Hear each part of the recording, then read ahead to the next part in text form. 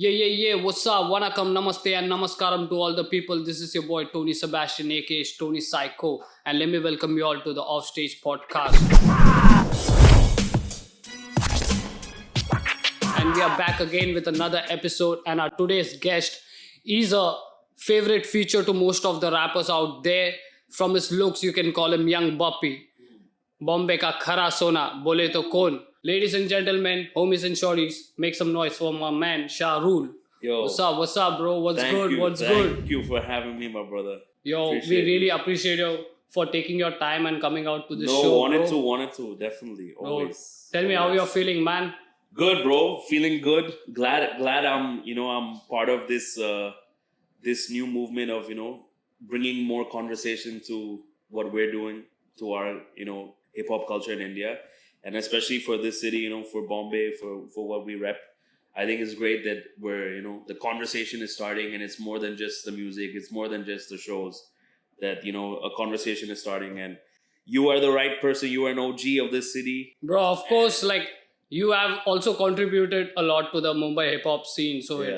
it's a must that we also bring you on the show and Of course. we get I to know appreciate it, a man. different perspective from you. Yes, sir. So let's go with the first question of Yes. our podcast today. So you have a dual personality, bro. Rahul Shahani and Yes. and Shah Rule. I'm a Gemini as well, so it Oh. goes with. So, bro, yeah, let me talk to me about your different personalities, bro. Because Yeah. I've also checked out your previous music that you have put out, Yeah. and we see a different Oh, for Shah sure. Rule in For the sure, past, for and sure. from what he is right now. So Yeah. I want to know what is the difference between your both these personalities. Yeah, I think for me, I was always a shy kid growing up. Like I never, I was very quiet in school. I made friends, but really when I started expressing myself was when I got on stage. Mhm. And I think Shah Rule is the guy on stage. Shah Rule is the guy in the studio who's able to project and express himself. Rahul is a very funny person and jokes around a lot and all that. But then the kind of the warrior in me, the warrior spirit, and like the hungry guy who's wants to grind and make something of himself and find success, especially in something that I feel super passionate about. Like I've always been into music. I was playing the guitar before I rapped. I was in a choir. I used to sing before I rapped. But when I found hip hop, it just I found like this calling. And I remember I've said this story like many times. Like I was on a school bus and I heard some kids rapping. Mhm. And they had showed like a song they had made on their, over the weekend, and they were showing everyone. And I was sitting 2 rows back and thinking, man, fuck these guys. I can make a 10 times better song. And I had never written a song in my life. But that day I wrote a song on the way home, from school. And I literally put down the pen and I was like, this is what I want to do for the rest of my life. This is when that was like when I was 11 or 12. And I've not looked back. I've never had like a doubt. I've always I used to tell my friends, yo, I'm not coming back to school after the summer. I'm going to get signed by Jay-Z. That was my delusional, thinking. And obviously that changes. But yeah, I think that's where the Shah Rule thing comes from, just, being super driven and having that delusional, in a good way, that delusional belief that, you're good at what you do and you're constantly getting better and you're striving to get better. Yeah. You're speaking about your young days of getting into hip hop. Like I saw this video you rapping Yeah. in a hall or something, and there are girls walking by Yeah. you, and you were just like that Yeah. man of the hour and like rapping Gang. over there. So yeah, man, it is like pretty much we can see that young Shah over there Yeah. and like kicking it amongst the girls. Yes, sir. And like you have been a hot boy since then, I guess. Women run the world. You know what I'm saying? Yeah. You have to pay respect to all the women. This was when I was living in Russia. Mhm. And my parents they were super supportive of me, and literally because my dad also steered, being a businessman, he steered me in the direction of no one's gonna listen to you, to your raps. You should make songs for companies, for brands, because that's where the money is. And it's literally foreshadowed like where the most money comes from today for a lot of us, with brands. So from when I was a kid, I was making songs for all my dad's friends' brands, and it started with his brand, and it actually taught me how to be able to write about any topic, and it was like a challenge, like for me. He used to use reverse psychology on me, like, oh, you can't make a song about this company, I because I just 13-year-old kid, you want to rap about stupid shit, like But I think the business was in the blood. For sure, being a Sindhi, business is always in the blood. Yo, man, talking about your early life, Yeah. Hong Kong to Moscow Yeah. to London, London Yes. to Mumbai. You have been fly like a flamingo, bro. You have been Yes, migrating across the world. So, like, talk to me about that, bro. You Yeah. have been traveling to so many places. So there is a variation of culture in every place For that sure. you go. So For sure. how difficult was it for you to adapt to every Yeah. place you go and continue with this hip hop thing that you're doing? I can't say it was difficult, because I think more of a blessing. The fact that my parents, my dad's business was in multiple countries, and I got to witness and feel different cultures and learn about different cultures. Like Russia, Moscow is such a vibrant, like so much culture within that city. Whether it was the history of it, and even the nightlife. That's where I got to know about nightlife, and the nightlife was so crazy over there. So I remember my eyes sparkling and seeing, massive DJs come and perform there, from all over the world and stuff. And just seeing what, showmanship was like, understanding what goes into a show. And then moving to London, I was in boarding school, and I was surrounded by older students who taught me who KRS-One was, or Tribe Called Quest. I'd wake up early in the morning, I could hear my neighbor playing KRS-One, and I'd be like, who's that? Up until then, I was only listening to 50 Cent, Eminem, in the 2000s. But when I got older and the older students put me on, that's when I feel like, okay, the fascination of hip hop was already there, and I was obsessed with it. But then that's when I started, brushing up on my pen, because I started learning from Jay-Z, from Biggie, from Tribe Called Quest, from everyone, in the golden era and before. And boarding school, being around so many students from different walks of life, I got to, learn from other people's music taste as well. And I think from every stage of my life, it was just learning and grabbing all the knowledge I could. Even when I got out of high school and I was studying music, I was studying performance, and I was studying audio engineering. Like, I came as a rapper to an audio engineering school. There was so many guys there to just be audio engineers and mix engineers. But I came with, I want to learn how to use every mic. I want to learn how to make all my music like better and stuff. So I think I've always had this like hunger for knowledge, especially within what I want to do. Like in school, I wasn't the greatest like with grades and stuff. But when it came to everything else, like music wise, I was just super hungry, making freestyles every day after school, trying to shoot videos, till today. We're trying to figure this out, like constantly learning. And I think no matter what, everyone has different paths, right? I feel blessed to have that global background, but I think just that hunger for knowledge and being driven, like I feel blessed to have that fire inside me that has surpassed me that has stayed with me since I was 13. That I want to do this. This is my dream.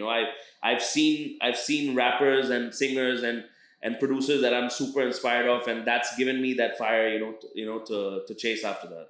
Yeah. So basically, when most of rappers started off in India, everyone had a common problem. The parents are not supportive. The family is not supportive. The community is not supportive. But then you have this fire inside you that you want to do this and everything. Yeah. But in your case, your parents were pretty much supportive to you. But as an Indian, do you had any difficulty or obstacle getting with the community that is outside India, and you are representing as an Indian over there doing hip hop? So did you have any difficult time adjusting or getting up with the people over there? Oh, for sure. Because I grew up going to American schools where my teachers were American.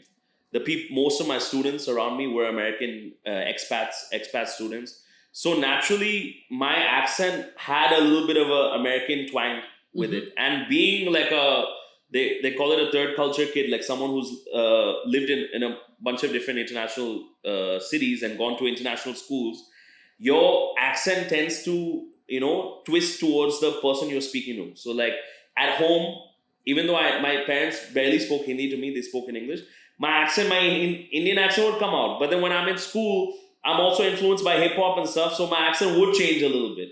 So whenever I rapped, I've always had that a little bit of American twang on it. And in the UK, people didn't like that. People didn't understand that because in the UK, everyone there was always this thing for UK rappers to stand for what the UK stands for, and there's this big thing between UK and the US. A lot of the rappers and the grime artists really push and like represent for the UK. And when I used to go to like these talent contests, and these would be talent contests in like Brixton, which is like the hood in the UK. Like I was staying in one of the most dangerous areas. It's called Ladbroke Grove, which was like that was where one of my college dorm was, and these are where like all these different open mic nights I used to go to and stuff. I would get judged, but I knew like when I started rapping, people would fuck with it and people would respect it. But then I would just have a few people say, but your accent's a little weird, or your name is a little weird. Like, but where are you from though? And it was always a thing like that. And even with the Indians and the Asians, Indians are classified as Asians, British Asians in the UK. I felt like there was a glass ceiling. Like, speaking openly, like I feel like when I came here, I saw people who were so hungry, and not to say people who weren't hungry like and driven over there, like, but I just saw a different sense of like hunger amongst the musicians here. I feel like in the UK, because like one of the biggest things you can do as a British Asian artist is reach the British Asian network, like the BBC Asian Asian network. And I appreciated the spotlight that they gave. But other than that, like there was not much like touring routes as a British Asian rapper. You were doing melas, where it was just family crowds, or you were performing at certain pubs and for not a lot of money. Like I used to do free gigs, pubs every weekend with me and just a guitarist. You know what I mean? Because there wasn't that many clubs giving us opportunities like that, and I tried my best out there, but I saw that the glass ceiling for me at least was I tried with the music. I tried putting on my own shows, and it would cost a lot of money because London is London and it's expensive. But I do think Indians do have a hard time breaking in anywhere outside India, because obviously racism is a big thing. Yeah, bro. Truly, racism is a big thing, and it may not be up in your face, but it'll be behind your back, and you'll witness it in different places. It exists somewhere. Somewhere or the other, it'll always exist, and I think like it doesn't need all that light. The negativity doesn't need the light, but I feel like things are changing. I definitely wanted to come to India to reconnect with my roots. Especially with Bombay, I always grew up coming to Bandra and visiting Bombay, and I never felt that full connection until I finally moved here. And they always say you have to make it from your hometown. You know what I mean? Man. And I never felt fully comfortable in London, even though I lived there for so long. I never felt comfortable in my skin over there.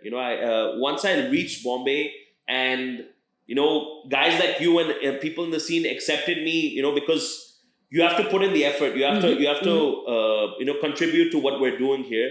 And I felt like once I did start, and once we all started growing together, I found a community, found a family, which really like everyone strives for greatness, which I appreciate. So I love Bombay for that. I love Mumbai for that. That it gave me identity. I was able to find myself here.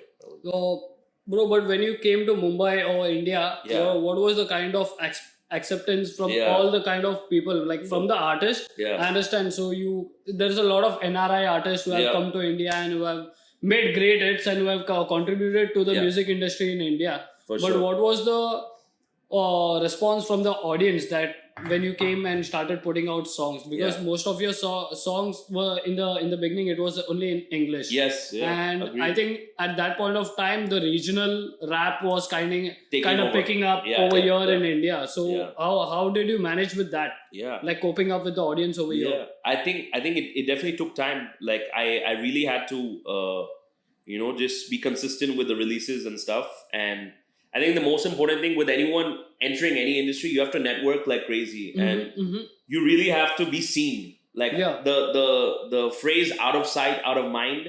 I truly feel like in this city, in Mumbai, you need to be out there constantly meeting people. People need to see you being active, doing stuff. So I kind of took it head on, like, I'm going to go everywhere with tons of chains and be myself and, really go out there and rep that I'm here to, make a name for myself.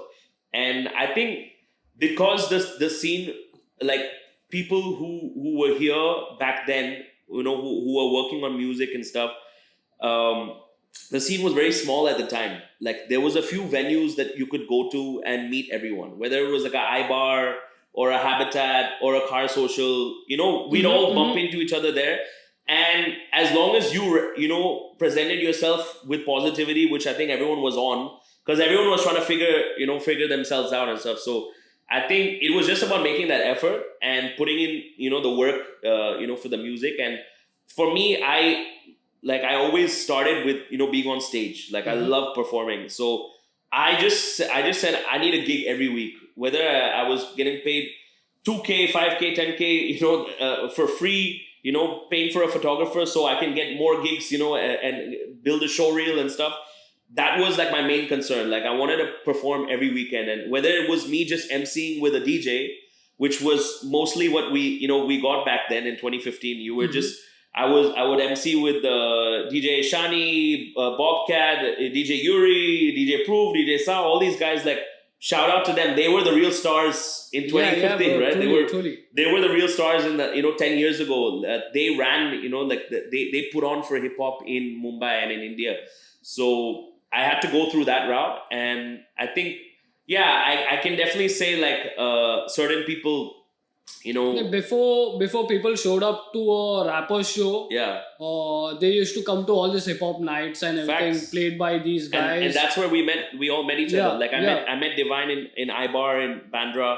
I met DJ Proof and all these guys, at Sa's Blue Frog nights and stuff like that. So I think that's where, at least for Bombay hip hop, for Mumbai hip hop, it started in those nights for me. Like that's where the communication began, and people 100%. started to do get together and do a lot of stuff from there. That's how I met D-Evil, met a lot of these guys, Encore, and I think that's when, obviously you guys, the whole Mumbai hip hop community has been, stems way further back with cyphers and the battle leagues and the Orkut stuff as well. There's all that as well. But I guess from my entry, it was through the hip hop nights that were going on. So shout out to all the DJs, man. Respect, man. Respect to all the DJs. Yeah. Speaking about your time in London, bro. Yeah. I want to know how this thing happened. You dropping bars in front of KRS-One. Yeah. A lot of that video was viral and it went through a lot of place. Yeah. But people, I want to know, how did that thing happen? Yeah. So, man, London, you are blessed with gigs every week. Like every week, there's one website where you would see every hip hop gig, and I would save up all my money. Like all my money would go to that. It would literally just go into hip hop gigs. And luckily, I lived in East London, where it was certain venues at the time, unless you were seeing a Drake at the O2 Arena, and then you would spend a lot of money. But certain smaller venues, you would see a Pusha T for like 1,500 rupees. You would see a KRS-One for like 1,000 rupees. Like it was that good, It was worth like going to see like that. For London standards, that's very cheap. London is very expensive in that way. But I remember going to many KRS-One concerts, and I remember once he does this thing where he signs tennis balls. He signs 50 tennis balls and he throws them out in the crowd. And I just thought that was so cool, because for me, I throw out my caps in the crowd. One or two caps I throw out in my crowd. but he literally would sign 50 tennis balls at night and throw them out in the crowd because it's like you're getting something from a legend. Yeah. And he jumped out in the crowd. He started a b-boy circle. People are doing their thing. Then he's like, I'm going to go to the corner and start signing things. I just took off my cap and like threw it at him. It was a New York cap. He signed it. That was one of the first times I see him. Second time, there was a meet and greet thing that happened after. So if you bought his album at the merch table and spend like an extra 10 pounds, an extra $1,000, you would, get to go backstage and meet him for like 2 minutes. So I was with a group of people. We went inside, and right away, I told my friend who was with me, I said, listen, I'm going to try and rap for KRS, so just have your phone ready. And right away, when he walked in, he was super warm to everyone. And he says, guys, who's the DJ here? Let me do a drop for you. Let me do a shout out for you. You know what I mean? So right away, I think he already knows that people are going to come and, try and, do that sort of thing. Right away, I was like, yo, I want to rap for you. And he's like, let's go, let's do it right now. And I just went for it. Like I was really hungry back then. Like I was working on my album and stuff, working on my mixtapes and stuff. So I went for it, and then I even told him, I said, his name comes from actually being, he was homeless in New York. KRS-One his real name is Christopher, but he was homeless in New York, and the Hare Rama Hare Krishna like movement in New York found him. They took him and they said, you can stay with us, and they gave him the name Krishna. And from that, he made it KRS. Like, and I reminded him of that, and I called him Krishna, and he like the smile that went on his face, and he like hugged me from that, because he's like, bro, I've not heard, that story in so long, and that actually like, put me out of such a bad place, and they taught me a lot, for me to be him. He's known as a teacher. Like he learned from, our culture as well. And it was kind of a cool way to connect with a legend. And he's, like being able to rap for a legend and get a cosign like that is... Yeah, that's like, great, man. It's a crazy memory. Each one. Yeah.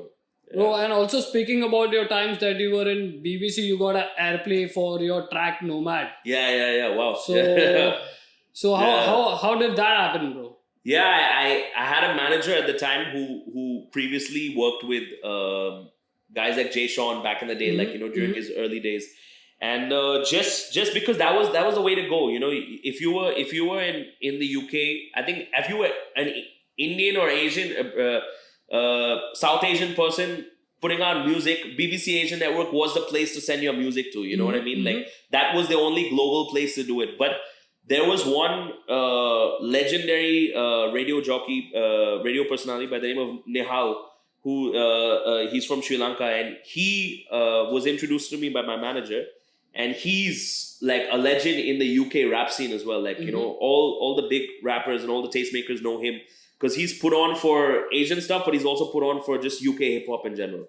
And he was the only guy with a show on Radio 1, which is the biggest radio station in the world.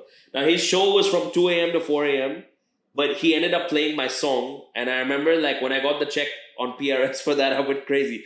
But just the feeling of hearing your song on the radio for the first time is insane.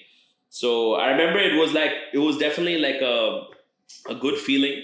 It was definitely a good feeling. And, shout out to, that there were a few people in the UK. Nihal was one of them who supported me, and even Bobby Friction and a lot of those guys, pushed me. And shout out to Limelight and Candyman, who still, constantly push. So, yeah, man, for me, it was like a first, like, small little milestone, I guess, because I was just, I was studying at the same time, and I had a song on the radio, which was really cool. So, yeah. But from there, you might have got a good support that, okay, my thing is going to run now. I'm going to put out more songs and stuff like that. Yeah, for sure. We are going to talk about all the old music stuff that you have put. But like talking about when you came to Mumbai, I think the first album you were featured in was the Rising mixtape. Yes. That was done by Hardcore. And we nearly met in the studio at that point of time. We did. We were on the All Stars Anthem. That literally won an award or something like that. Yeah. But how was your experience coming on that album and featuring with a lot of artists from India and working with them? it was fun. I think I got to meet so many, both fun and also I like the challenge. I like being put in those situations where you're around other artists and you have to kind of prove yourself, because obviously I was fairly new to the scene at the time, and you guys had already made a name for yourselves and stuff. So I think it was fun and also very a good competitive environment for all of us to grow and flourish. And obviously, it was a bigger artist, putting spotlight on us. And I think for the time it was good. Like I learned a lot from that experience. It was a mix a mix of emotions and a mix of learning experience and eye opener. eye openers, and definitely like I said, networking is such a big part of my journey in Mumbai. I feel like I got to see a different side of the industry as well, and I got to meet a lot of when we were doing those press runs and just going to certain we went to a few award shows or whatever, where we just got to meet different people, and just meet okay, this is the more industry side of things, this is the more like Bollywood side of the industry, which we weren't used to, which I guess we only saw the clubs, we saw the hustle side of it, making music, putting it out, but seeing now, okay, we're at a radio station where we're meeting with the Quint, we're meeting with this magazine or that magazine, and little press runs and here and there, so, and launching an album and all that stuff. So it was definitely a learning experience and fun. I got to meet a lot of people who I still respect, and we're always in touch till today. So. We have seen a lot of NRI artists coming over here, and then they turn towards the commercial market, making commercial songs and everything. But from you, what we got to see is you were more into the hip hop, the hardcore hip hop, the lyrical hip hop that we were doing at that point of time. Things were not that commercial. We were just focused on making our art and making it more real to the people. For sure. So I guess you were also on the tour, going back to UK to do this performance over there from this album. So you might have had a different experience, right? You have been already doing music in London and all these places, and now you're back in India, and then you go back again to UK to perform all these songs with hardcore and all these other artists from the mixtape. So bro, tell me, how was that experience over there, going back to UK, performing there?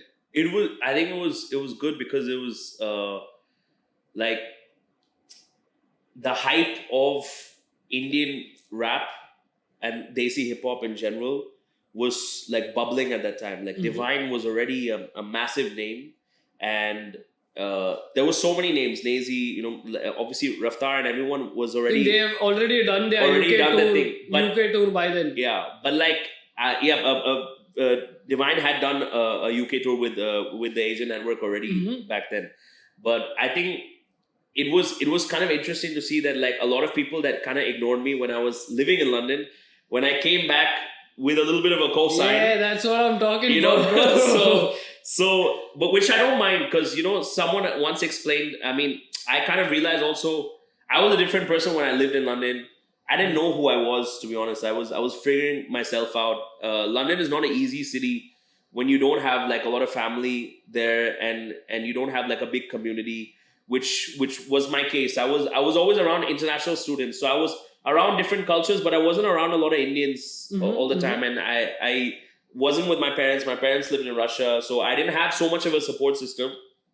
I was just figuring myself out, and I became such a nerd when it came to the audio engineering side, because I really wanted to focus on how do I get my vocals right, how do I get my music to sound right. I was producing music as well, so I think that time I was figuring myself out, and I think I was forcing myself to make music about making music. You know how rappers rap about rapping, I'm in the studio every day, or all that type of stuff. It becomes boring for people to listen to. So I wasn't really living life, I think, in London.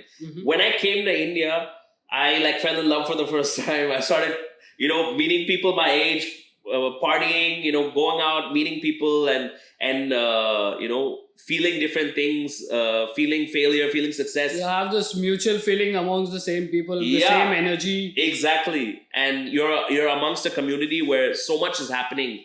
and you're seeing things in real time. Like you're seeing a divine like blow up in real time, and you're like, shit, man, like this can really happen. You know, this is inspiring. So I feel like when I went back, maybe I was a little salty, like, oh, now people are like paying attention. I had to move away to do something, but I see why. I see why. Because in London, I was a different person. I wasn't making music that was like amazing or anything like that. Like, you know, everyone goes through that, right? You're constantly cringing at music you made 3-4 years ago or even a year ago. So it is what it is, you know? Yeah. Like talking about like starting up with Mumbai scene and everything. Yeah. Gradually we can see your music having a little bit parts of Hindi in it. Yeah. Like you performing some Hindi in it, and there's like Hindi chorus coming in, and like then your raps coming up, and then we can say it was a breakout for you when you were featured in the movie Gully Boy. And it was a breakout for everyone over here. For sure. For 100%. Those people who have been doing this thing for years. Yeah. And finally Gully Boy was something that okay, now we can tell at home that we are going to be in a fucking picture, in a movie with Ranveer Singh. Yeah. But for us it was like a kind of different, because we were on the other side. Yeah. And you were on the other side. Yeah. So you were portrayed like you were coming from an elite space with Krishna and all these guys. Yeah. But it's in the kind of movie I'm saying. Yeah. So you were actually battling Ranveer Singh. Yeah. Yeah. So you going against a fucking Bollywood star. So now your friends might like, okay, Shah Rule. Yeah. What's up? Yeah. So tell me, how was that scene, bro? Coming into a movie, like obviously you would have felt like, okay, I'm going to be a part of this movie. Yeah. But then they would have put you against Ranveer Singh, who is already a big name in the industry. Sure. And you have to kill him in the rap battle. You know what, like, I know what you mean by like the two sides. Like I was on that like rich gang, whatever that money gang was, me, Cheetah and Krishna. But I feel like that was the one experience that actually brought everyone together, you know, like behind the camera, actually, that was like one of the best experiences, because we were all just chilling with each other for like two weeks constantly, you know, shooting, waking up at 7 a.m. or whatever. And that actually brought, like, I became very good friends with Krishna and Saad Bantais and Devil and all of you guys, you know, through that whole experience. And I think definitely it was like super grateful for the fact that I got that role. And obviously it's not I was in two minds about doing the role, because obviously I knew what the reaction would be, because what I had to say in the movie and the lines that, you know, Zoya and the writers wanted me to kind of dive into.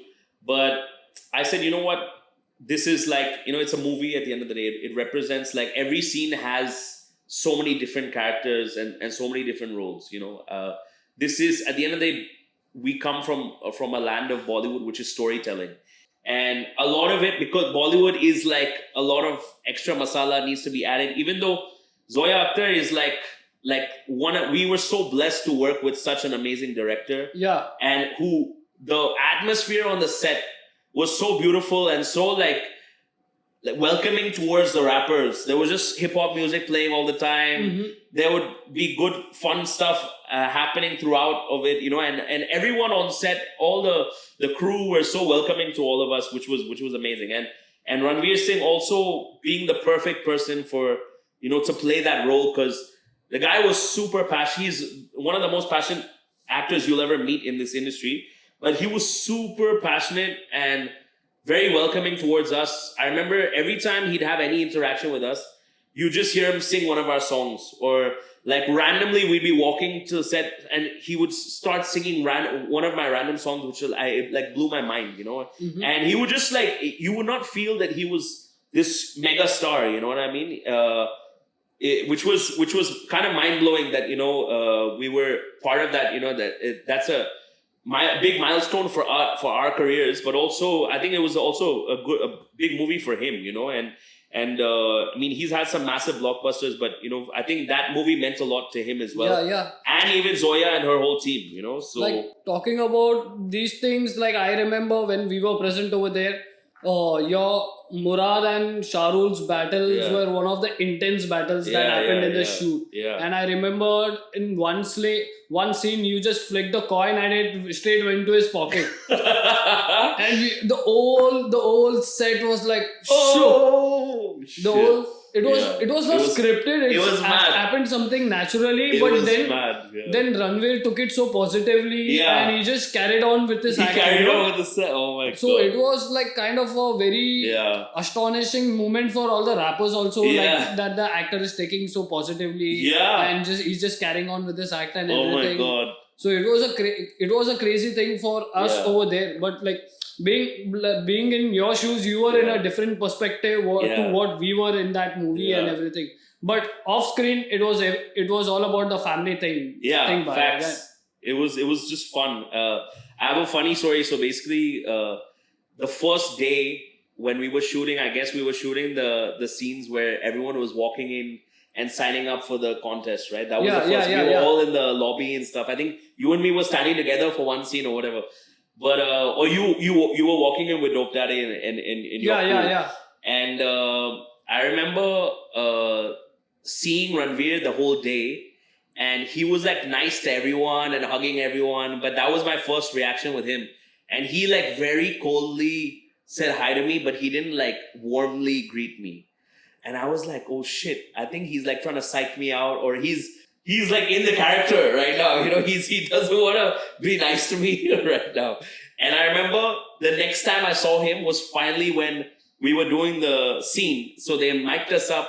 I'm sitting on one side, he's sitting on one side.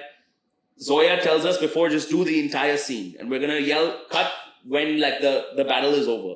So we do the entire scene, like it's like a whole 7-minute sequence or whatever. And I remember as soon as he yelled cut, and that was the first take, he came and gave me a hug, and then he was super chilled from then onwards. Like we were laughing and sitting backstage, and he was telling me like, dude, I was super nervous. I didn't sleep the whole night.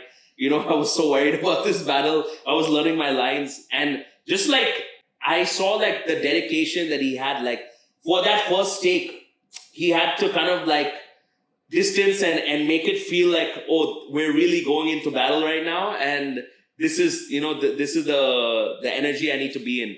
So it kind of gave me more confidence for the next few 5 takes we took, right? Because I was like, okay, like I thought this guy genuinely hated me or something, but it was a vibe. Like it was like to be in that position where like you're standing with such a legendary actor who's, you know, on his way up and already on his, you know, at the top, and Zoya Akhtar is there, and then randomly Farhan Akhtar is also on the sidelines watching you, and it was insane. It was insane then. Like even the audio launch, it was a crazy experience. Oh my god, insane experience. Like performing, I think by the time when Ranveer Singh started this movie, he was rapping, and by the time the movie was ending, he started to do freestyle and stuff like that in the sets.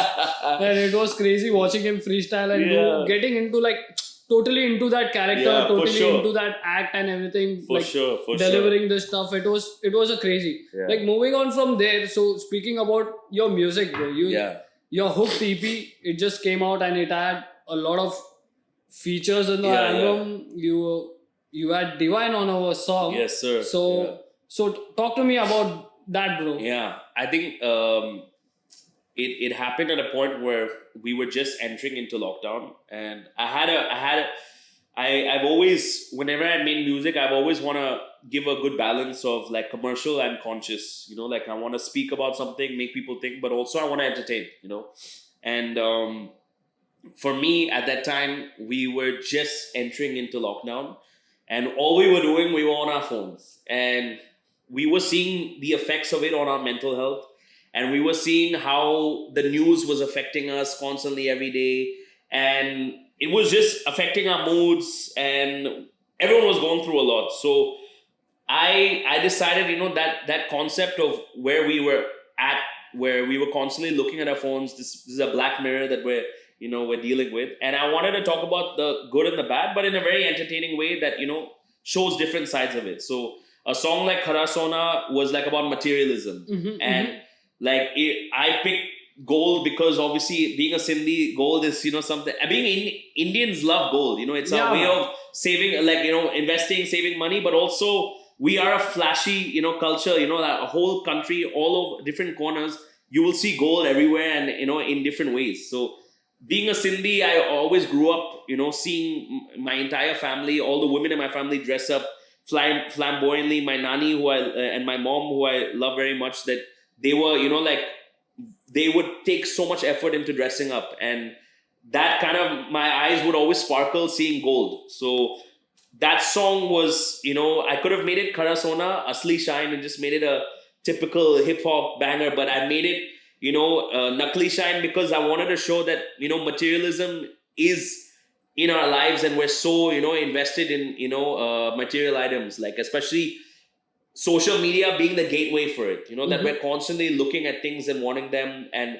thinking that they're going to bring happiness to us. So I wanted to, that was one of the songs that I wanted to, express myself in that way, like my point of view of materialism, which I guess when you're in lockdown and you're just sitting at home and you're only looking at what people are posting online, and we're missing being out and, buying certain things. Everyone started saving their money because who knew when their next check was coming or whatever. Yeah, man. So that was one of the songs, and just different elements, Clap Clap. I got to work with Sikandar.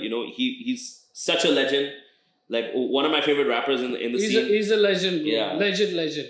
For real. And I had a song called Memes, which was like a song I had from 2017 about a girl that that's from our generation. Like, we send memes to each other. We send, that's our love language, I guess, from our generation. And seeing that there's actually pain behind, humor, right? We use humor as a defense mechanism. So I saw that, it was just one situation with one girl who had been through a lot, and, she would send me memes regardless. And that was her way of dealing with the pain. And I think those were the type of songs that I wanted to make, where it was once in a while we get to see this Shah Rule speaking about love, speaking about women once in a while, like from your song, The Crazy Connection. Yeah, yes.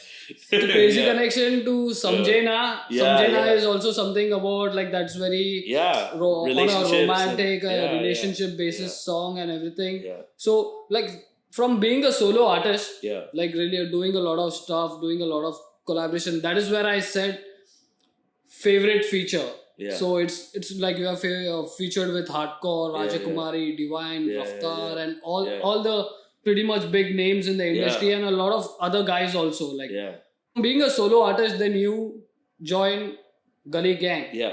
Gully Gang Parivar, Sabse Hard Parivar. Sir. Yeah. So how was life after that? Like getting into Gully Gang and being with the boys, touring with the boys, cooking music with the boys. Yo, it was a blessing, and super grateful to Divine for being such a visionary and being a person who's really done so much for our scene and truly, bro. For the music, and you can just see the passion and the hunger. That's inspiring. Like seeing from where it started. And I remember when I moved here and I met him in the clubs.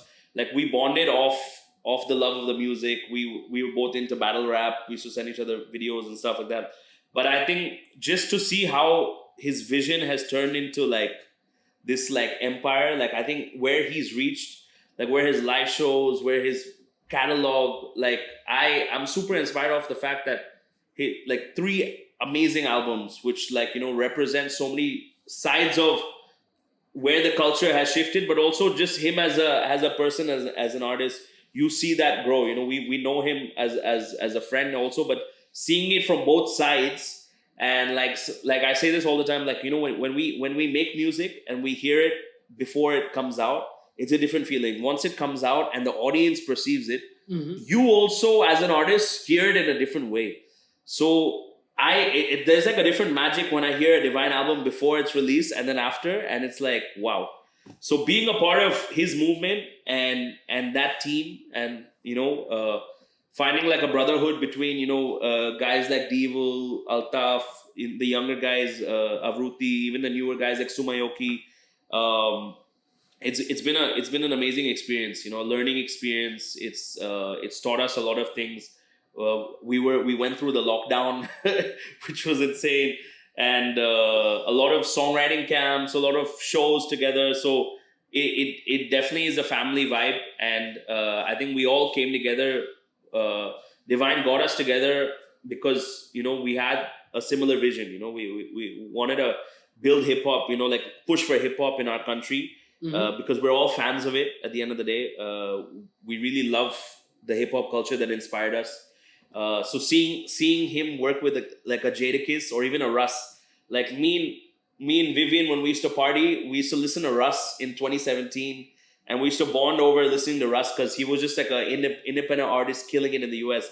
And then being able to see him work with Russ, and then I met Russ with Divine, which was crazy. So yeah, it's a full circle, and it's constantly a journey, but super grateful for the experience. And like Gully Gang, like what it represents, and what we represent for Bombay hip hop, for Mumbai, like is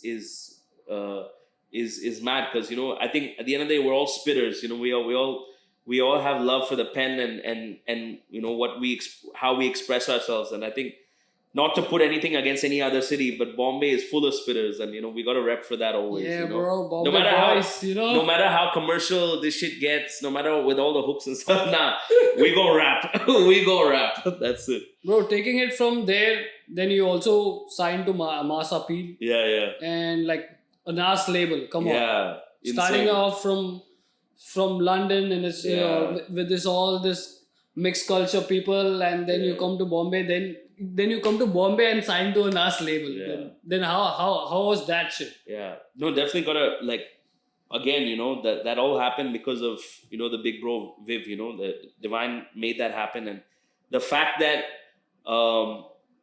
someone like a legend like Nas and Peter from Mass Appeal, to put their belief behind Indian hip hop, which is fairly young, like compared to hip hop in the US, which is turning 50,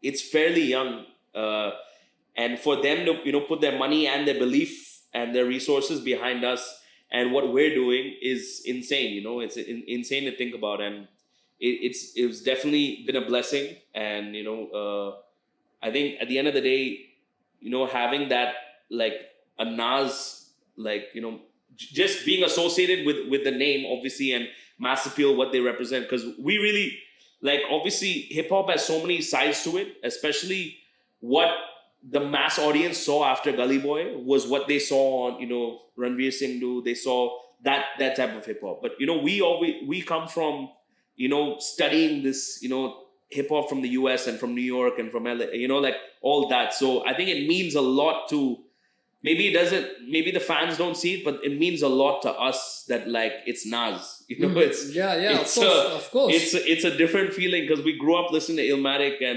and yeah, because when we were doing this back years, we never thought a rapper's record label would come over here in India and he would sign. See, look at It's now, insane. there's like Mass Appeal, Def Jam, there's everything, and Warner Bros and all these guys coming in, signing up artists and everything. I think it's a a huge thing. It's huge thing for Indian hip hop scene right now. Facts. But speaking about you just rapping, you just don't rap, bro. You're back into that producing, composition, mixing and mastering and stuff. You do all the stuff together, like in your songs. I can see it. You do it in other songs as well, as like being a part, not just as a feature, but being sitting in the chair and working on the system. You're also a part of the composition and everything and which actually I think it makes a difference a lot. We can figure out this song has been more highlighted and it's been produced in a good way and composed in a good way. So like, give me some brain on that, bro. Like, not as a rapper, but sitting as an engineer in the seat and doing all this work. I think like my background with audio engineering, like I'm super blessed to have that experience of because it was like the degree I did was like a 2-year degree. So I really took advantage of all the facilities we had. It was a 24-hour studio system, and I would go in whatever time I could get the studio, I'd go in. And I think because I really put in that effort back then, and throughout the years, constantly being hungry to learn how to use my voice better, and knowing, like, I when I moved here, I was producing, but I kind of slowly took a step back, and I started making music on YouTube type beats. Started working with every producer, like with everyone, because I wanted to focus just on vocals, especially like hooks. Things like hooks was something I started slowly seeing, like, okay, this is where I can really shine, and I started putting more effort into that, especially sound wise. I wanted it should always have an international sound, like when my music was like that. So I feel like that is a very important thing, like how you represent yourself in an audio way. Like sonically, that's the first thing people judge you on, right? Because when you're an up and coming artist, what is the first thing you say when you play to someone? Oh, it's not mixed. Like you play your music, oh, it's not mixed yet or whatever. But like I remember as a kid, like always, oh shit, it's not this mic is not good enough. Something is wrong with this quality or whatever. So I was always hungry to be like, I need to get my quality better, because you would go to that really matters when you are in the game, and like you need to deliver the best quality. Up your game, 100%. And obviously you could go to studios and pay for it, but I hated that. Because I even today I hate recording in professional studios. I need to record at home. Like I need to feel comfortable in my seat. I need to be able to like make funny noises and try different voices and stuff. Like I whenever someone invites me to a studio to record, I'm like, just please come over to my house, or let's take like a hotel room or an Airbnb, set up like a basic thing, which I love doing. I love doing small songwriting camps. I do it like 2-3 times a year. I'll go anywhere, any corner of India. Like I've done Guwahati, I've done Goa, I've done Lonavala, everywhere with Gully Gang, solo in Delhi. I've done it, and just take a hotel room, basic mic, basic sound card, and it's a vibe. Like you get a different vibe. Get some artists in the room, and for me that's where the real vibe gets curated. Like I used to love being in the studio because I was obsessed with, oh my god, I'm in the studio, there's a mic there. I would geek out. I would try and get the audio engineers respect, like, oh, I know this, I know that, all that. But I hate it now. I find it so hard I find it very uncomfortable, because actually the real vibe is where the artist can be. An artist can go somewhere and make a vibe. Like a studio is great for just professional sound, but I've learned, and I know a lot of bedroom producers and artists who can deliver professional sound, and all of my music that I work on has been done from my bedroom. Like Hooked, every big song has been done from my bedroom, and I love that. Like I know a lot of the biggest artists today, like Billie Eilish or whatever. All these people did start from their bedroom and stuff, which is like, we come from that generation, the bedroom producer, bedroom artist generation, and there's so many young guys doing that still. So kudos to you, like whoever's out there making it from your bedroom, like just keep working on your sound and you'll get there. Like, because due to the lack of support from the family, a lot of people start up with focusing on writing good stuff, writing better rhymes and like getting better beats. But very few people would focus on the engineering part. They wouldn't sit on the mix or anything. They will try to get a person who can do the mix for them, do the master for them. There is very few artists who sit in their own mix and master their own stuff. So in that case, I really feel like, oh, it's a great thing that you do. You just don't only work on your rhymes. You also work on the other side of it, the engineering side of it, so that sonically your music sounds in a good quality, the top-notch quality that you want for. For sure. Like moving on to the next part, let's talk about some of your songs that I've picked up, which I feel I liked it. Like I don't know about the people, guys. I don't know about you, but these are my favorite songs from Shah Rule. Yes. So. But before that, bro, you also had a collaboration with Ayushmann Khurrana. You made a Bollywood debut in the terms of music. Because in Gully Boy, it was just acting. But after that, you were on this track.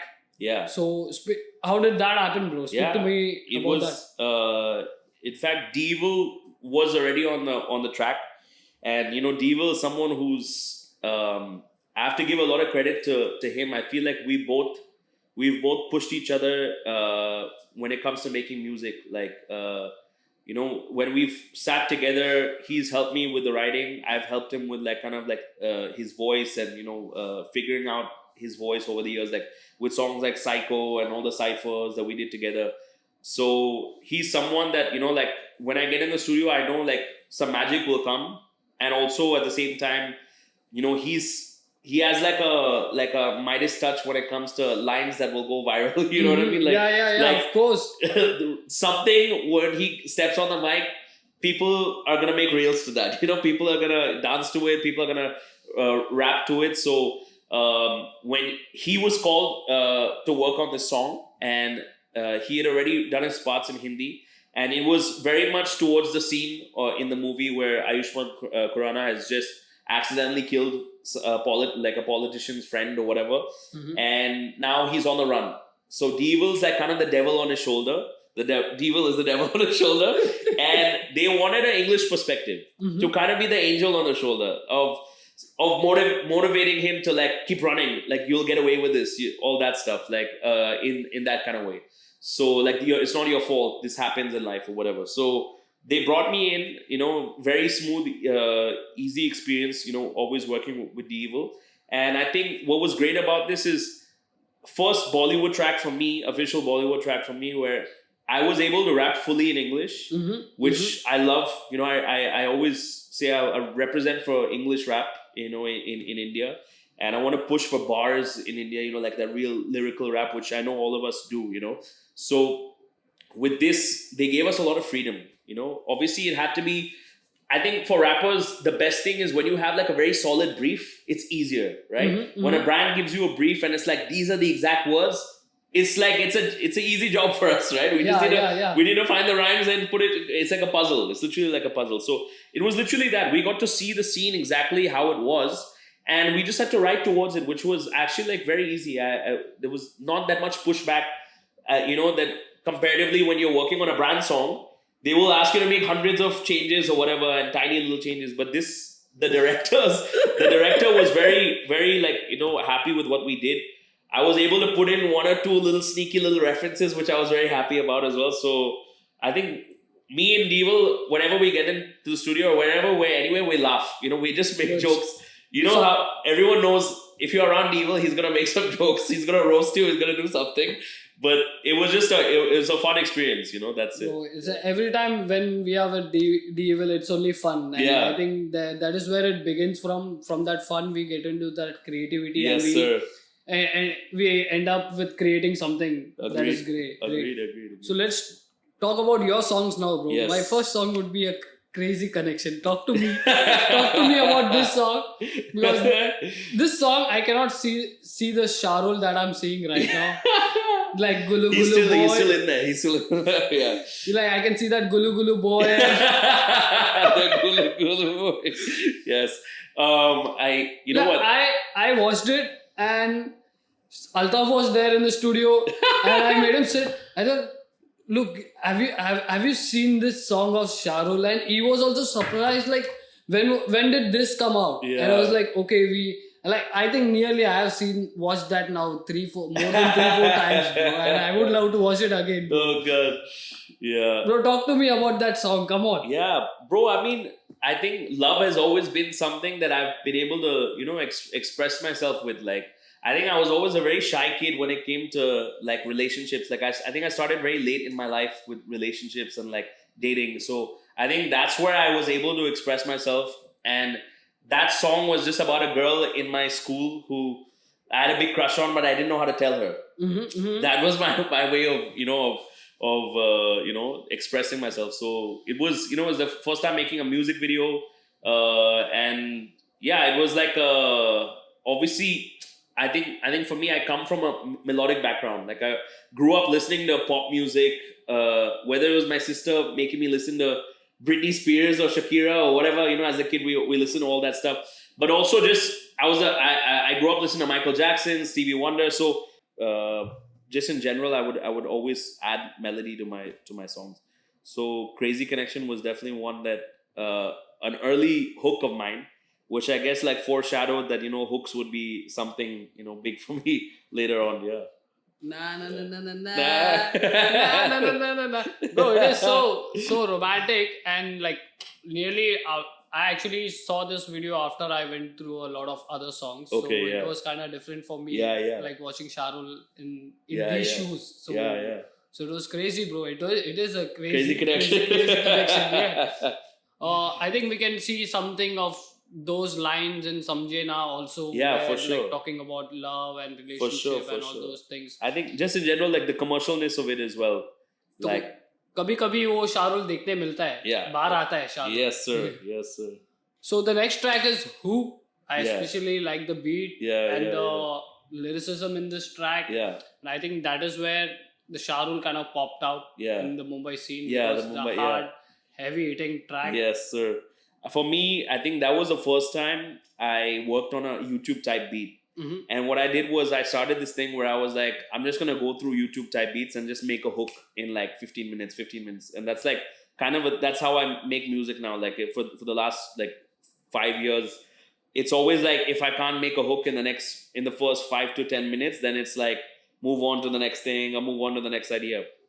And it was one of those videos that I just went out to Bandra, went out Chimbai, that's where I live, and just shot a video, edited it myself, all that type of stuff. So for me, like just like with everything else, like that was also a learning period for me, like making videos. Like I'd done videos where I'd spend a little bit more money, bigger production, but that was when I started learning how to like edit my own music videos, shoot my own music videos, direct, like in the most raw, basic way. Like we would go somewhere in a bandstand, shoot 1 or 2 scenes, not get in, trouble but with, the cops, these would try and take your camera away and stuff. And then I'd shoot just opposite my house. There's a basketball court. I used to shoot there. And a lot of places, just making full use of my neighborhood. Just like I think every rapper has done that. I think Mumbai is a beautiful city to shoot a lot of. It's the most raw, and you'll get like the nighttime has a totally different yellow vibe to it. You know what I mean, with the street lights, and then the daytime has this green, like the more green vibe, which is. Yeah, you can really capture a lot with the city. I'm facing a problem finding a location in Dharavi right now because all the locations have been used. So I have to myself figure out some new place that I haven't gone in Dharavi. Literally. And like I have to shoot somewhere like that. The amount of videos I've shot on like the rocks of Kara Road, like walking there, being careful and stepping on all the rocks. The amount of times I've done that with white sneakers. I've done it so many times. Samjhena also was there. Lax, one of my songs, Lax was also there. So like, we've done it all. Like in Bandra, I've covered quite a bit. Covered quite a bit. Crazy. Moving on to the next track is Psycho. Yeah. I was really disappointed when this track came out because I wasn't featured. Tony Psycho was not featured in this track. Yes. That was very disappointing. I think we were planning to do a remix or something, right? Yeah, of course, bro. We should. We should, yeah. Yeah, that was like with The Evil, man. I feel like whenever he does a video, you just see like that's his inner character. He's into it, bro. He's into it. He, like if you hang out with The Evil, you know how animated he is as a person. But then when he gets into his videos, he really like, he looks at it as like a movie. Like it's like I think Kalki was the first one. Was it No, it was Karki, that one, right? Yeah.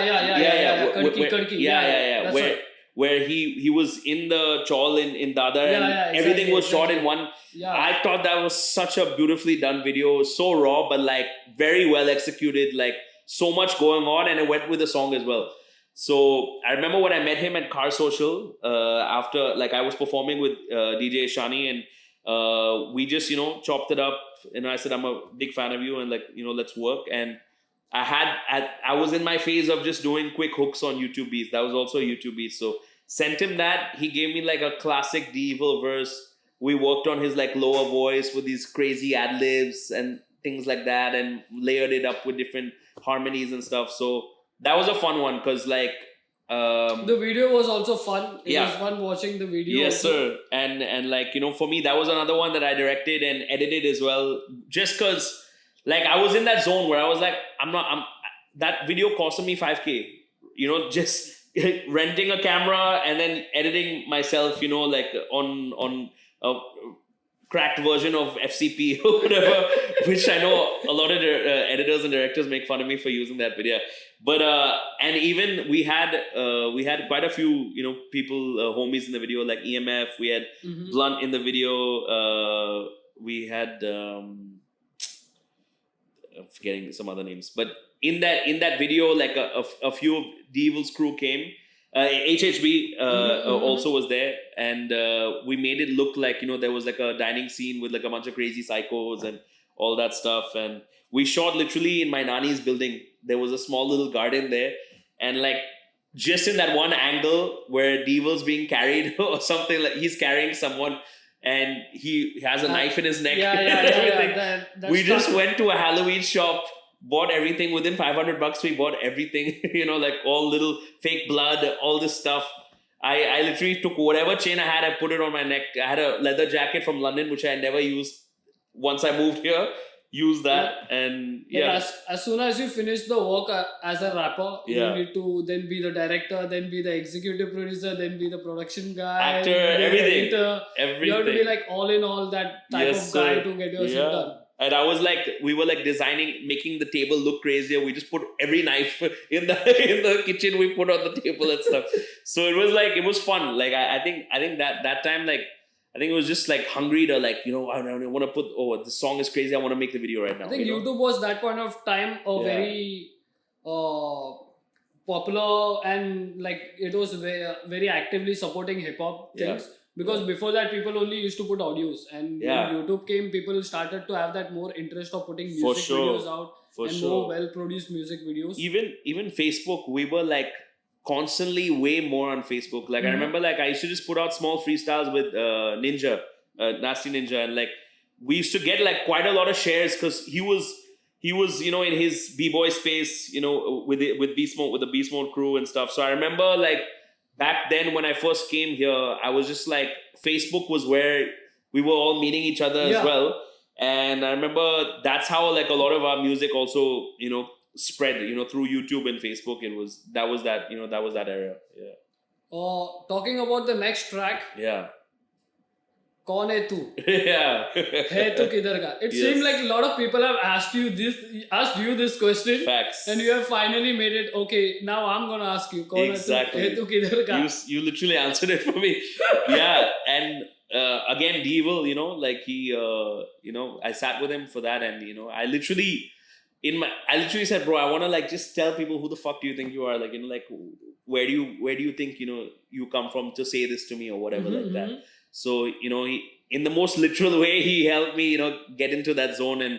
And just in general, like, that song obviously represented, I think for anyone on the come up, when you have to explain for yourself things and just be on the aggressive that, this is my dream, I'm fighting for it. That's the energy I had from that song. And I knew that Raja Kumari would also really relate to that, because obviously she's another NRI who's also faced that same thing from local musicians and just people here. But what she brought on, possibly there is a thing that when you go abroad and they don't accept you because they think you're an Indian. That's and exactly when you come true. to India, they don't accept. Yeah, they don't accept you. They think you're a foreigner or something. I totally agree. So there is a non-acceptance in both the places, and then you have to justify yourself through your art, and you have to make them explain that my roots are over here. I'm still rooted, and I'm going to represent my country. Facts. And I think that's why also, like, just besides, like, on that song, I wanted to do everything. I wanted to sing high and low, like in the most highest way possible, the lowest way possible. I wanted to rap in a slow flow and a fast flow, and I wanted to have tons of bars in there, and even the beat was just like, had a drop and everything. I wanted to do everything in that song because it's like, okay, obviously I'm going to say what I have to say as well, but then I'm going to also showcase that I can fucking do this, like I'm going to rap my ass off, sing my ass off, and also I know where Raja comes from, the way she sings. Bro, when the way she raps drops in and the tracks just picks up. Yeah, exactly. So like, shout out to Raja Kumari. Like, she's one of the most talented people like I know in this scene, and she's done so much. She's pushed for females in this scene, and we have another song, the Dawn as well. Recently did that. But like whenever we get into the studio together, it's always a vibe. And I think we were able, like, I was with her when we were writing her verse, and like just being able to, I have my thoughts on my verse, and she has her thoughts on her verse, and then it comes together with a hook that we can both relate to, and then performing that song. Like I remember it dropped, and this was the same few weeks that Kohinoor dropped, and there was a Kohinoor launch in Mahalakshmi. Divine had a huge show. I was there, and I remember performing the song for the first time for a live audience. Previously, we'd done it for MTV Hustle, which also helped blow it up. But I remember just singing Kaun Hai Tu and hearing like 6,000 people like sing it back to me, and it just blew my mind. It was the first time really like I heard one of my own songs being sung by people, and like till today, it's like one of those tracks that I get like a lot of love for, which I appreciate it. I really appreciate that song. Yeah. Talking about your next song, that is from your EP Hook. Yeah. Like Don't Forgive Me featuring Divine. Yes, sir. Yeah. That was a song like really deep into the lockdown. Like anyone would have expected a banger from both of you guys. Yeah. But this song was kind of different. Yeah, it was. Yeah. Even Divine's voice hits you hard. It's some different Divine that you get to listen to. That's the classic Divine. That's like a classic Bombay Divine, which like I think that song was me in the lockdown, like realizing also that certain friendships come and go. There's betrayal in life, or there's this thing that not every friendship or relationship will stay, and you have to grow from it. And kind of like a self claiming that you're not gonna let it bother you, and this is like me, like don't like forgive yourself, don't forgive me, like I'm gonna do me. If you're gonna fuck around with me, then I'm gonna move forward and forget about you and not remember your name, or learn from the experience, and I won't forgive and don't forget, that type of thing. They say forgive and forget, but like I'm trying to recollect the bar of your forget, don't forgive and don't forget, respect the rule. Respect the rule. So because at the end of the day, it's like there's that fool me once, shame on you, fool me twice, can't put the blame on you. So it's like it's you have to kind of learn from every mistake and every encounter and become better for it. So definitely, I feel like Divine has gone through his fair share of things in his life. He's not had the easiest life, of course, and we've heard that in his music. And I feel like at that point where he was with his music was like so many big hits were coming out, at that moment. And then we were all in the lockdown. And then when I sent it to him, he was like, dude, you caught me like at the right time. Like I had the exact verse for I had the exact feelings for this. And I think the love that I get for that song because of what he brought to it, and just in general, like I remember I had only one verse on it and the hook, and he did his verse, and I was like, shit, I need a third verse. You know that feeling? And I love that Viv always tells me, man, he always tells me like, bro, that third verse is crazy. So like I, you're right. Me and Divine have made some bangers, and like I will cherish those. But like that song also like means a lot to me, because it's like I feel like I have what I want to do within music is bring people together. Whether it's a vibe here, whether it's a walla, whether it's me doing a song with even walla, bro. It's a great track. Yeah. So I think inspiring, bringing people together rather than separating people. That's why I do a lot of collabs. But I think Don't Forgive Me as an emotion which is close to heart. And it's in that zone that you can listen to it. You can sit and listen to it, and you can feel the lyrics and everything. It's crazy, and like you don't want to get up and jump on this song, but you just want to sit, listen, and just it's a car song. It's a car song. It's a like chill. It's that type of vibe where. And for me, it was like the last song. I wanted that to be the outro, of the EP, because, like, it just had that feeling that wrapped everything together. Because obviously, with the hooked theme of the social media stuff, it's like so much of our interaction is online, less meaningful. a lot of our industry people, we only meet at night, or you will never see them in the daytime or whatever like that. So, and you end up having these very short friendships and relationships that end up really bad very quickly, and you have to manage your emotions for those things. Yeah. So I think that song represented like a lot of those feelings and certain friendships that went sour or whatever, where I had to express myself, on that song. Yeah. Moving on to the next song. Yeah. I was present at the shoot, and Yes. it had two of the big names Yes, sir. of the industry, of the previous generation and the current new generation. Yeah. Naye Wo, Woo. featuring Raftaar and MC Altaf. Yes. Yeah. Come on, talk to me about that, bro. That's also something that happened during the lockdown. But like me and Altaf, it's so funny. Altaf, how I met Altaf was through Snapchat. He used to reply to all my freestyles and say, "Bro, I'm a big fan" or whatever. Like that's how we used to chat. Like, and at that time I wasn't big in Bombay. I was just putting out stuff with Ninja and a lot of people and Psycho, all these songs. But he was younger to us, right? He was just seeing you guys also do your stuff. He was learning from you guys. He was setting up his crew, all that. So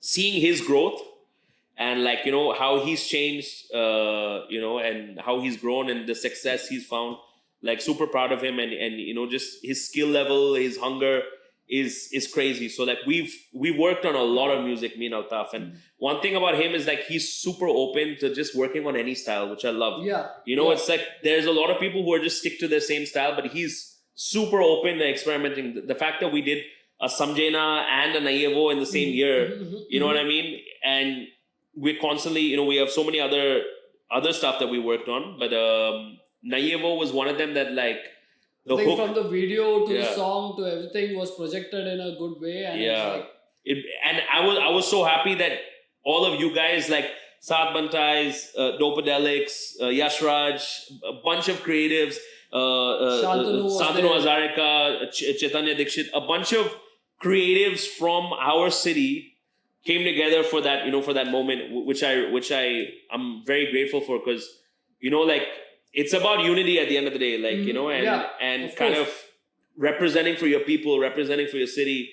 And at the same time, that sense of competition is always there, you want to rep for your shit, and I think I was super happy with the way that came out. And even having Altaf give his perspective in his way, and then having Raf come and do some an insane verse from his perspective, being an OG, and having certain lines that he's at a point where Raftaar also had a killer verse to the song, which added more value. Especially the line about being the judge, and where he lost, he's now the judge.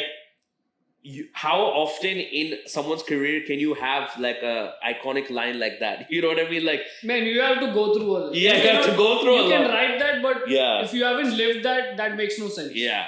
And so that is the thing. I had that song in the bank like from 2020 till it finally came out in 2022. So like I just knew, I was like, no matter how, even me and Stunner Beats, shout out to Stunner Beats, he killed that production.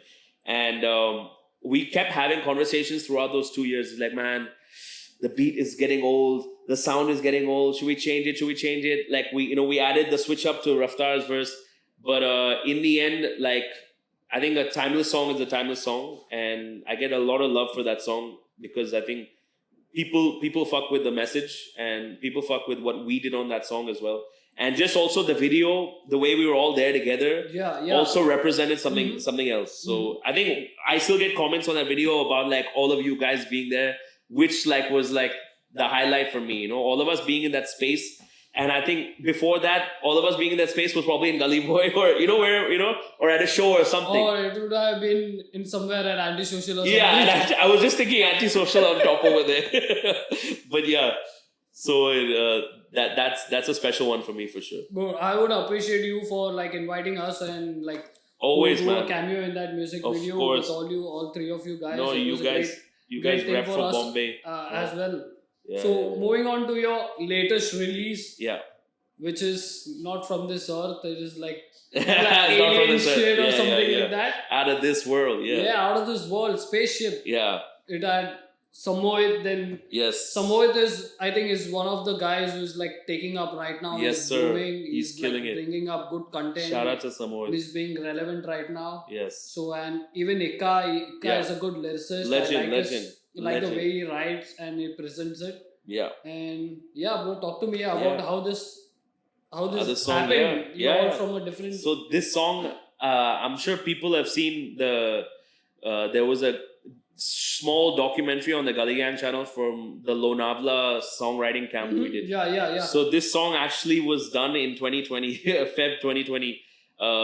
Me and Samohit worked on the hook in that songwriting camp, and then over the last 3 years, a.k.a. sent his verse, I guess, a year later or something like that. We were looking what to do with the song, that type of thing, and then the hook became a bigger thing, and it was just a journey, like in the sense of, again, when we go to a songwriting camp, we'll put on a beat, and this was definitely a crazy, different type of beat. The producer, his name is Kanch. He also produced Rider for Divine, and that also same writing camp. I brought this guy's a beat pack from this young producer, and this is like a 18-year-old kid who was working in a call center at the time. He was like just one of those guys making beats in his bedroom.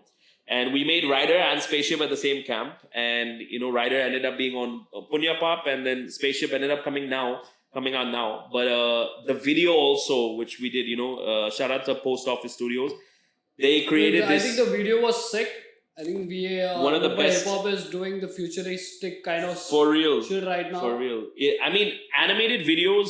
We've seen different levels of animated videos, like certain ones, like Divine's Mera Bhai. That was a really good animated video, which told like a really strong story. And this one, the process was more like today's metaverse type vibe. Like they had us do 3D photos of our full 3D angle from top, from bottom, and then once that was set in the system, then we had to perform in front of an iPad where our face is there moving, and we have to perform that, all the lyrics. For them to start making the characters. And then that was in October. So it took about 5 to 6 months of them building this whole world and the storyline. Shout out to Chang, Shot by Chang, who was the creative director on this, and our whole Gully Gang team and the Post Office team, because they created something so crazy. Like when I saw the first cut and it was me fixing the spaceship, and then it says homie abducted and we're gonna go save a.k.a. now. I was like, this is so dope. This is like hip hop, but in such a futuristic way. Like that. Our metaphor was that there's a lot of songs with the spaceship theme. Kanye has one about like working on I wish I have a spaceship that can take me away from this grind, and But for us was like we're the new wave.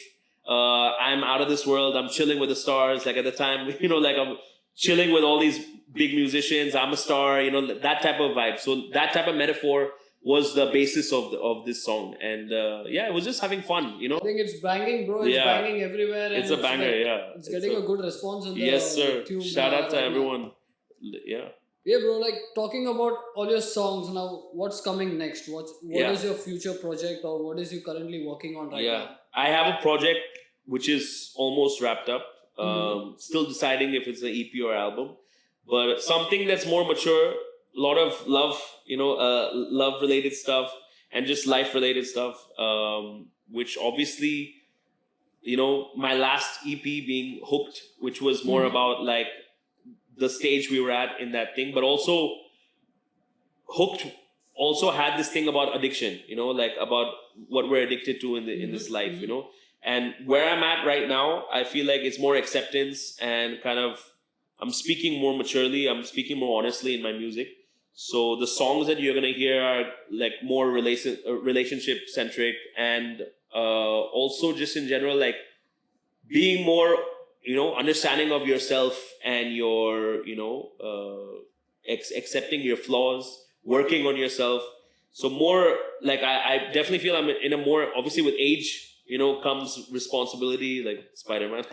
But I'm saying music-wise, I've become more mature with the topics that I'm talking about. So very soon I will release my next project, and it will be kind of not a follow-up, but in the same, like, I love the way Kanye did his first 3 albums, like College Dropout, Late Registration, and Graduation. Like, I wanted to do something where I have like a series, and they don't directly have to be, but they kind of follow in terms of, my growth. So it can be a prequel, sequel, or any kind of... Exactly, yeah. So I have something in the works, which is my next thing.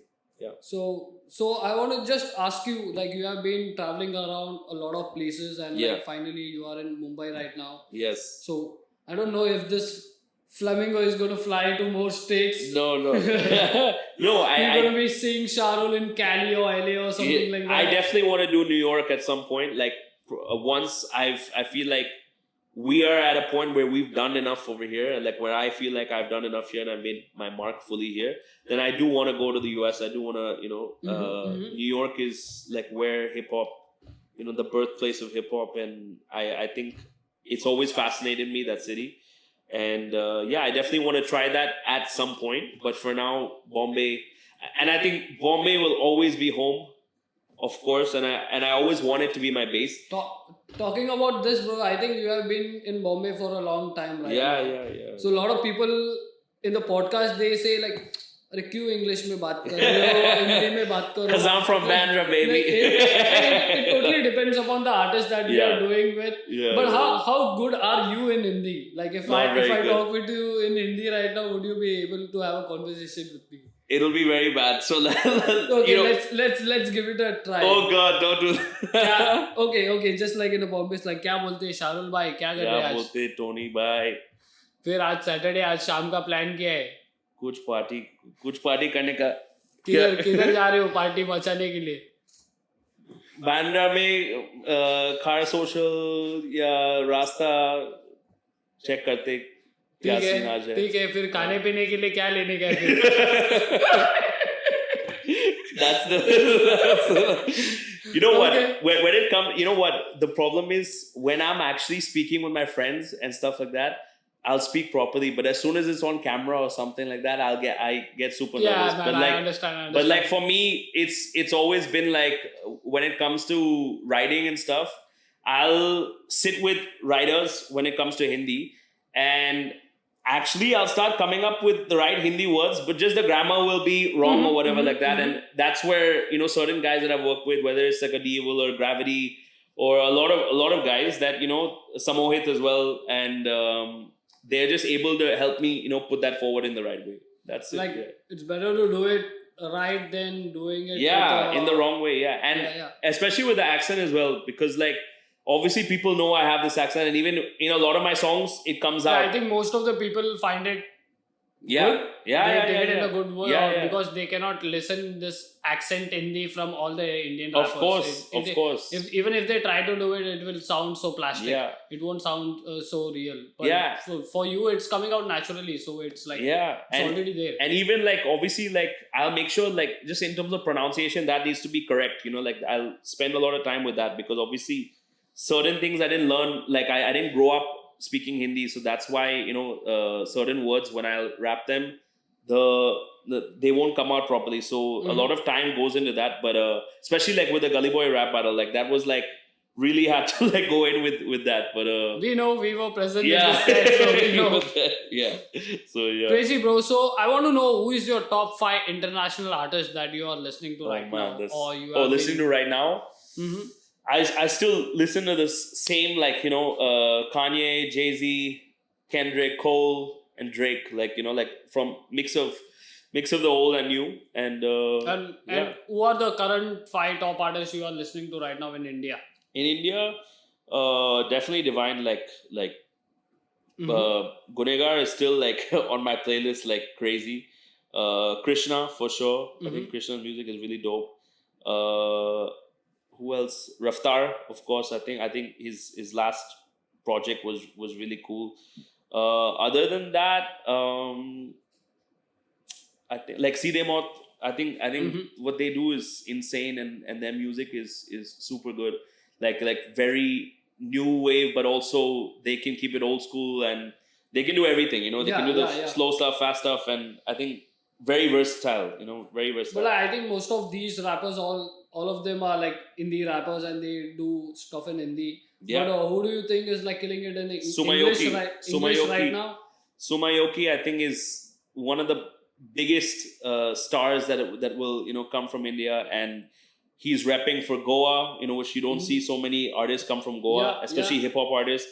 And I think he's more of a pop artist actually. Like, you know, he's an incredible singer, incredible producer, very similar to me, like in terms of vocally, like, you know, knowing his, like, you know, harmonies and stuff like that. So I know he puts in a lot of effort with his stuff when it comes to like the production side, songwriting side. So I think he's going to be one of the biggest names that you'll see, you know, from the English side. Even shout out to Hanuman Kine, shout out to like a lot of guys. I would love to see that collaboration coming. We have a song. We have a song. Yeah. It's a bad one. We got some exclusive content now in the podcast. Yeah. So when is that coming, bro? That don't take 2-3 years. No. This year. This year things are gonna change. Things are gonna. It's cool, man. Looking forward for that collab, bro. I would love to listen to that. Yeah. Like, talking about all this thing apart from music, we always see you dripped up. Yes, sir. With all that gold and ice and that glittery clothes and everything. Yes, sir. So talk to me about the fashion, bro. Where you get this inspiration from? Yeah, I think obviously from Sindhi culture. Like, I was at weddings where people were very, you know, flashy with the clothes. My parents both came from fashion backgrounds. Like, you know, my dad was in retail and sportswear. My mom was in jewelry. So I always had this eye for, you know, like wanting to dress up. When I would go to school, I want to wear like some crazy hoodie or some stupid fake chain I would wear when I was 13 years old, trying to find the ones that spin and things, you know, just like little things. We all had one, you know, fake grills, all that stuff, you know. So I always had this passion for dressing up, and obviously your style always changes throughout your life. You know, you always change your style based off who you are at the time, your beliefs, and I think it's something that you grow with, and you have to also push yourself to get out of your comfort zone sometimes and reinvent yourself. Especially as an artist, you have to always reinvent yourself. So I think that's something I found comfort, and also a way to get myself, you know, and take risks. Like taking certain risks with fashion as well is important to, like, for you to push your brand, for you to see what works. Even me, like, growing my hair I remember when all these crews were just printing their crew t-shirts and everything. You had your snapback launch. And everyone was wearing that Rule worldwide caps and everything. Yeah. So it's just about little things like that. Yeah.